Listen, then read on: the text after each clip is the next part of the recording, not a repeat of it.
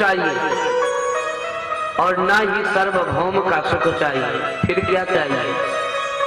अरे ना सिद्धि चाहिए, ना मोक्ष चाहिए, ना अर्थ चाहिए, ना धर्म चाहिए, तो आखिर चाहिए क्या? बोले महाराज, भगवान की स्मृति ही वैष्णव की परम शक्ति है और इसलिए मैं चाहता हूं आपको प्रतिपल में याद करता रहूं, बस यही मुझको चाहिए। और कैसे याद करता रहूं? अब देखिए वृत्तासुर की स्थिति क्या बनती है। वृत्तासुर कहता है कि जैसे नन्हा सा पक्षी जिसके अभी पंख नहीं निकले, अगर वह बच्चा घोंसले में बैठा है, उसकी मां नहीं है, तो वो अपने आप को असुरक्षित मानता है, उल्लू आदि का भय करता है, डरता रहता है, कांपता रहता है।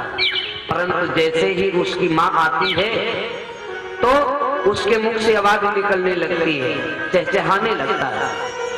उसी प्रकार से प्रभु मैं आपका भजन करता रहूं, जैसे वो नन्हा सा पक्षी अपने मां के आने का इंतजार करता रहता है, हर क्षण अपनी मां को याद करता रहता है, और उसी प्रकार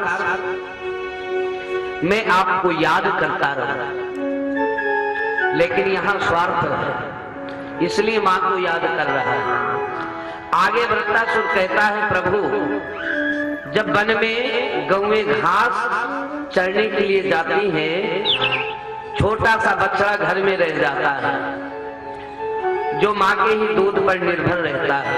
और सायंकाल जैसे ही सूर्य अस्त होने का समय आता है तो बछड़े को अपनी मां की याद आ जाती है, सोचता है कि मेरी मां अब आने वाली है।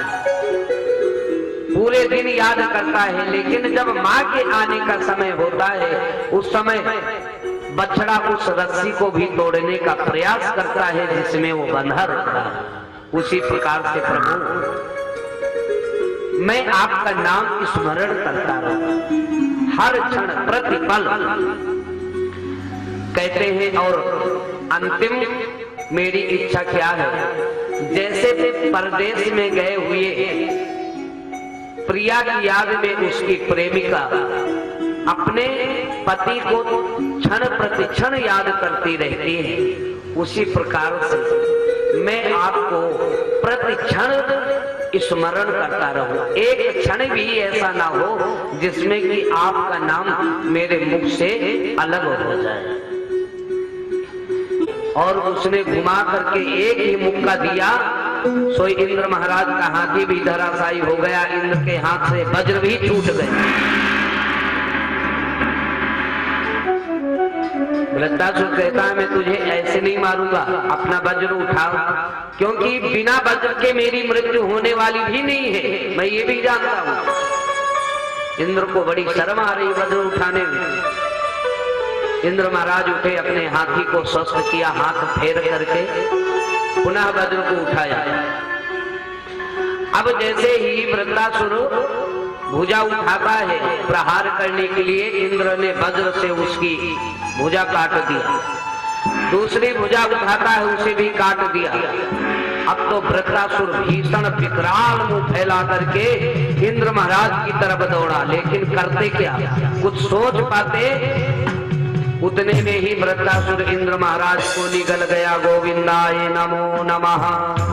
सारे देवता घबरा गए, हे प्रभु ये तो दुष्ट इंद्र को भी निगल गया, अब क्या होगा, हाहाकार मच गया। इंद्र मरे नहीं, इसलिए नहीं मरे की पहली बात तो ये थी कि इनके हाथ में वज्र था, और दूसरी बात इनके पास में नारायण कवच का बल भी था। अगर हमारे पास, हमारे अंतःकरण में भी किसी देवता का बल होगा ना, तो एक बार अकाल मृत्यु भी टल जाती है।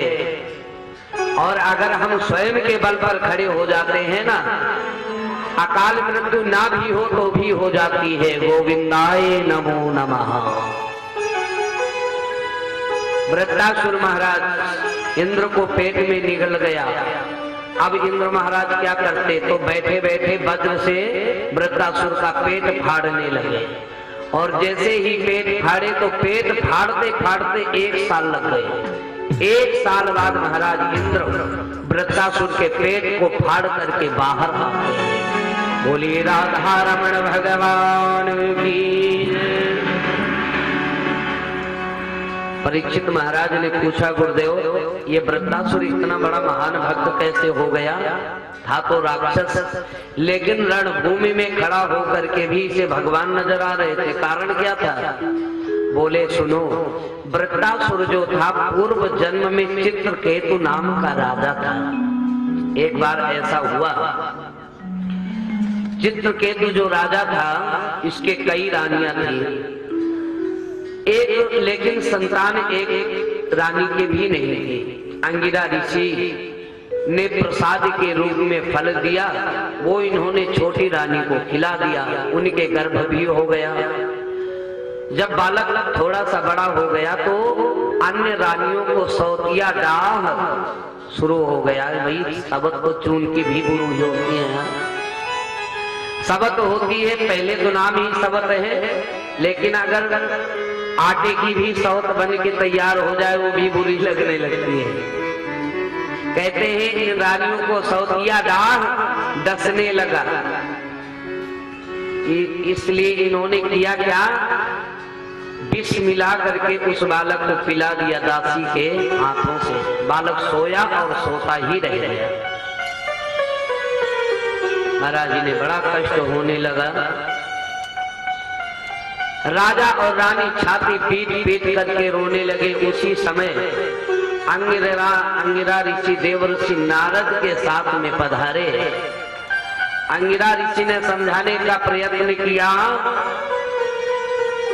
तो महाराज चित्रकेतु ने चरण पकड़ लिए। बोले महाराज कैसे भी चाहिए, मुझे तो मेरा बेटा चाहिए। नारद बोले आप पीछे हटो, हम इन्हें समझाते हैं। बोले ठीक है, आपको बेटा चाहिए ना? बोले हाँ। तो रोना धोना बिल्कुल बंद कर दो, अभी हम तुम्हारे बेटे को बुला रहे हैं। नारद महाराज ने जैसी ही आवाज लगाई तुरंत वह जीवात्मा उसी शरीर में प्रविष्ट हो गया। नारद बोले लो अब जीवात्मा तेरा कल्याण हो, अब ये माता पिता हैं तेरे लिए रो रहे हैं, जा अपने माता पिता के पास रह और शेष आयु का भोग कर। जीवात्मा बोला वो तो ठीक है, लेकिन आप मेरे पिता हैं? बोले हाँ। अरे आप मेरे पिता हैं तो एक बात बताइए, किस जन्म के पिता हैं? क्या? बोले किस जन्म के आप मेरे पिता हैं?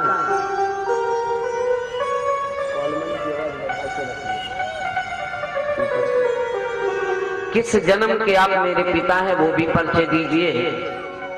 मैं तो अपने कर्मों के अनुसार कितने शरीर ले चुका, कभी पक्षी, कभी गीदड़, कभी गधा, कभी ऊंट, कभी सियार, कभी शेर, कभी शूकर। माता पिता जरूर मिलता है। अब आप बताइए कौन से जन्म के माता पिता हैं? हर योनि में मुझे माता पिता मिले। आप कहते हैं हम तुम्हारे पिता हैं, तो बताइए कौन से जन्म के माता पिता हैं? नारद जी बोले महाराज जल्दी परिचय बताओ। बस हो गया महाराज परिचय, हम समझ लिए। अरे हमने तो इसके लिए रो रो करके आंखें फोड़ दिए और ये हमसे हमारा परिचय पूछ रहा है, आप कौन हो, कौन से जन्म के माता पिता हो? हमें पहचानता तक नहीं। मैं समझ गया महाराज ये सब नकली संबंध है, असली संबंध तो एक परम ब्रह्म परमात्मा का ही होता है। महाराज नारद महाराज ने उस समय ज्ञान दिया है और कहते हैं कि इसी राजा ने राजन देवर्षि नारद के महामंत्र को जप किया और कहते हैं चित्रकेतु संकर्षण भगवान की उपासना करके विद्याधर लोगों का राजा बना। वही राजा एक बार कैलाश पर्वत के ऊपर से निकला जा रहा था।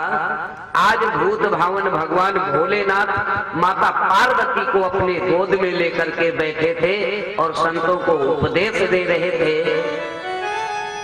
ये हंसने लगा, बोले देखो एस लोक गुरु साक्षात्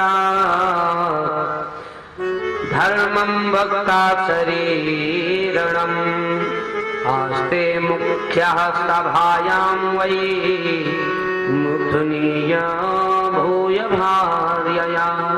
भोलेनाथ तो हंसते रह गए, परंतु माता पार्वती से सहन नहीं हुआ।